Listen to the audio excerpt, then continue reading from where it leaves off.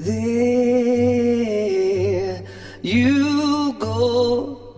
I grew up in church. I mean, my grandfather was a pastor, my father was a pastor. My grandmother, Mona, was a worship leader in a Pentecostal church, and her and this older lady named Carol Clay, they would play the organ and the piano, and it was like, I mean, it put Jerry Lee Lewis to shame.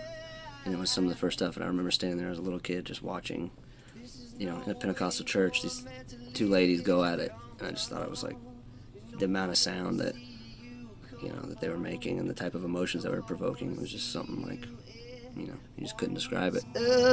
Yeah, don't you know you gotta listen to your lover, come on. The plan wasn't to be in a rock and roll band, it was just to do music. So we didn't think about, you know, a lot of things that the bands think about to break. We just wanted to play shows. So when we played in, obviously growing up in church, we started playing out at bars and stuff like that. We'd won like all the local competitions, all the Battle of the Bands. We had won all of them. So there's not a big music scene going on in Dayton. So once you kind of hit the ceiling, it was like, okay, are we done now, or do we, you know, try our, you know, hand at something else? And we were broke. We couldn't afford to move to like LA or New York, and Nashville was the closest. And so we thought, go to Nashville, see what happens. Us as a band collectively, and even myself, we're second to none with our work ethic and ambition, and I think we make a lot of bands look lazy. So when we started, we didn't know what to do. We were very ignorant as far as like what the next step was. Do you need a record deal? Do you need a manager? Do you need an album? So we just did it all at the same time. You come on, you know I wanna see you once again.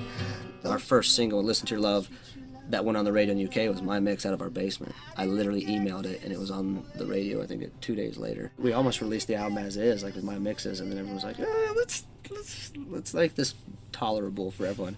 I'm like, yeah, but it's really cool, right? And I'm like, yeah, it's really cool, but let's make this listenable. I don't even use Pro Tools. It's like an old hard disk thing, and it was just something where when we would get it right, it just felt right. Sometimes it didn't sound right, but it felt right, and we just went with feeling more than trying to be, you know, some shiny, slick thing that we felt wasn't like a true expression of what we were trying to do. We'll treat you like no other. Come on now, won't you listen to your lover? Come on now, won't you listen to your By the time we did our first showcase, and by the time Listen to Your Love was on the radio, the album had already been done.